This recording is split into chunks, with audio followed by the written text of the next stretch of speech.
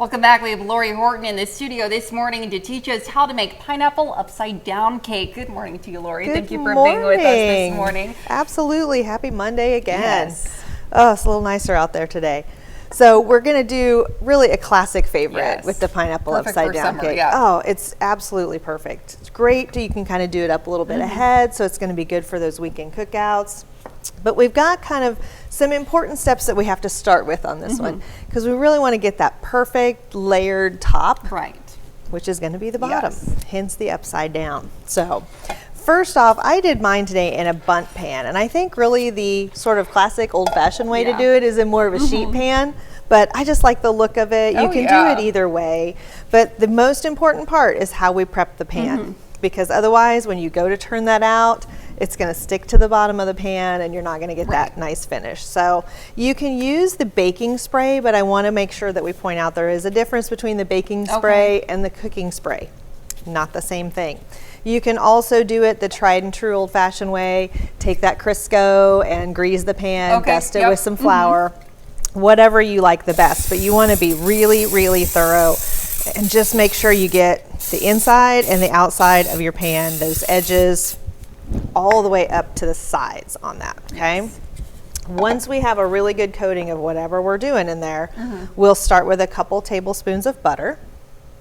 And you're just gonna pour that all the way around and get a nice little layer in there of melted butter. And we can tell it's cold in the studio because my butter keeps wanting to set up. It's just a little chilly this morning, It's just, you know, a little bit cold to compensate for those lights. We're going to sprinkle into that some brown sugar, and this is about 1/4 cup. Okay. You do want to measure that out and not go overboard, but that's want to give you that really nice glaze on top. That so really delicious. Yes. So rich, but perfect on there. And kind of sprinkle it around evenly. You don't want to get those big clumps in any spot because it is going to kind of caramelize as it bakes. So you're not mixing it in the pan, you're just sprinkling it in. We're just sprinkling it in. It's going to start to absorb that melted butter, and we're going to get that nice little sort of crack layer around the top edge. The next thing we're going to do is start with a full can of pineapple. And these are the rings. You always want to make sure if you are going to make that fancy top, you got to have the rings. And all we're going to do is drain the juice, but I'm going to drain it into a measuring cup because I need this later. It's a very important ingredient for the next step that we're going to do in this process. Drain it really thoroughly, get as much juice out of that as you can, and then you're going to lay those rings inside your pan, nice and just one against each other so that you get an even layer around there. The final step for the classic look to it is we have to come back with some maraschino cherries in each side of the little rings. Now, that was my favorite. You can add extra. I know you're going to have to not eat the rest of the jar, but that's what really gives you that cute little look along the top. And you can always add some extras in between them. Again, drained on both. But when you get done, you've just got this nice layer. Let me see if I tilt this the right direction here. In the bottom of our pineapple rings, laying in that butter and brown sugar mixture, and we've got our little maraschino cherries right in the middle. You can set that aside, and that is just going to kind of set and continue to soak while we go on to the next step, which is going to be the cake batter. Alrighty, sounds great. Stick around. We'll be right back. Well, welcome back. Lori has been showing us her recipe for a pineapple upside down cake. Now we've kind of made our little pineapple marinade, or I call it a little bit. So what's the next step? So we started out with that base, which really is, of course, ends up being the top of our pineapple cake. So the most important step was to prep that pan really well so that everything turns out nicely after it bakes. And all we did was add a little bit of melted butter and some brown sugar into the bottom of that pan, let them kind of soak together a little bit, and then put in those pineapple rings and cherries that are going to look so cute when it all comes out of the oven. So for the actual cake batter, the really important ingredient that we're going to add here is we saved all of that pineapple juice out of the can. And if you really work hard and you squeeze those rings a little bit, you'll get almost exactly 1 cup of pineapple juice out of that 20-ounce can. If you don't quite get there, don't be afraid to add just a little splash of water to go ahead and get that liquid up to a cup, because we do need a cup of liquid to go in with that. So I'm going to start here with just a yellow cake mix, and you can kind of do, you know, any just general flavor of that. I think the yellow blends nicely with the pineapple, so always do that one. I've got 4 eggs here. We're not really going as usual off the box instructions. We're just using that dry mix as our kind of pre-measured base. We're adding that cup of pineapple juice, and then 1/3 of a cup of vegetable oil. Okay. And all I'm gonna do is mix all of those ingredients together really thoroughly. You do wanna make sure that they get totally incorporated so that everything is nice and smooth. And you don't necessarily have to do this with a mixer. You can just mix it by hand. It takes just a couple extra minutes, but it still comes out really nice and creamy. Once we get this totally mixed together, of course, we're gonna pour this on top of our prepared pan. Now, my pan here has been setting for just a little bit, so the butter has kind of started to set back up, which is perfectly fine. Yes, okay. You can do that over ahead and kind of set it aside while you mix the cake batter.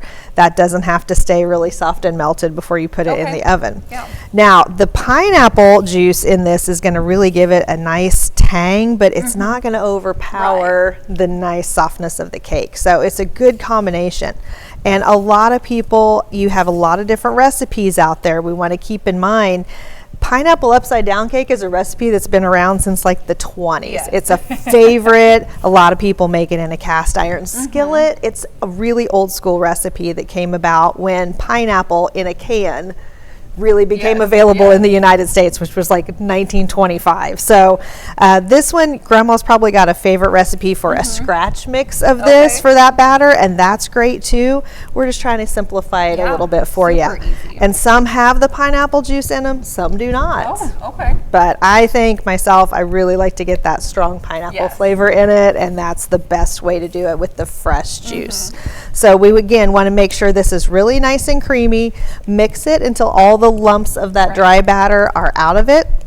And then once we put it in this pan, we want to take a few minutes to tap a lot of air bubbles out of that. Because obviously, again, with those rings and everything in there, you've got some places to get some really big trails. And so we're going to do that before we put it in the oven. All right, sounds like a plan. When we come back, Lori's going to show us the finishing touches to her pineapple upside down cake. And we're back with Lori as she's showing us her recipe for the pineapple upside down cake. So what are the finishing touches to this recipe? Finishing touches. We've got our batter really nice and creamy, all of those lumps out of it. I think, again, mixing it by hand, you kind of get less air bubbles in there, which is going to help with this particular recipe. So all I'm going to do now is just pour that slowly over the top of my pineapple rings and my maraschino cherries in there. Make sure you get all of that batter scraped in there. And this is going to be a cake that doesn't really rise to a big degree. So you don't have to worry about needing to level it or do anything crazy when it comes out of the oven. But it is really important that we get rid of some of these air bubbles first. So we're going to make a little noise here. We want to pat this on the counter. This is a really difficult technique, but it's so important. When we see those little bubbles, they start to come to the surface, they pop right out of there. You want to do that for several seconds, just gently, not a lot, not hard, but just let those bubbles kind of pop through. That's going to bake for, I did mine last night for about exactly 35 minutes at 350. And again, when it comes out, what's also nice is it's pretty flat along the bottom. So you don't really have to worry about anything when it comes to that as far as making it set nice on your plate. But it is very important we leave that in the pan for about 20 minutes to cool. And that's going to make it to where it's a little bit more comfortable for you to touch the pan, to turn it out safely without worry about burning your hands or anything. You'll just put your plate right on top of that pan and flip it right over. And if you really prepped your pan well and everything goes like it is supposed to, it will turn out and you'll have all of those pretty slices right on top and nothing stuck to the pan or out of place. The best addition to this is a little bit of fresh whipped cream. Oh, yes. Kind of just mixes well with that tanginess of the pineapple, and it's so nice with that bundt. But you get a really nice, dense crumb with this. It's a really soft, moist cake, and that pineapple juice in there it looks just super fluffy. keeps it so well. But you know, to make it pretty, you can top the center. That's why I love the bundt pan, because it sort of gives you that option if you're taking it somewhere. You can fill this with your whipped cream. Be simple. Put some Cool Whip in there if you don't want to make that and whip it up from scratch. It holds up a little bit better if you're taking it to a barbecue or a cookout. But just really have some fun with that. You can top it with some pecans, goes really well with this. Some extra cherries around the edge, just whatever you like. But you really get more pineapple flavor out of that with the juice. And it's subtle and it's really nice. Yeah, it's not overbearing. If you're having issues, maybe if you thought that you prepped it well and you didn't, what do you have some tips for getting it out of the bundt pan? So have a good spatula. While the pan is still a little bit warm, after that 20 minutes, the pan's still going to be warm. You can kind of pull those little pieces out of there and gently lay them back on top and kind of bring that, you know, to an acceptable. That's when you put the pecans on that's there when and you put the sprinkle whipped cream and all the stuff on top to kind of camouflage that a little bit. And it still tastes delicious. That's all that matters. And it does. It really does taste delicious. Well, Lori, thank you so much for being with us again. Of course. Stick around. We'll be right back.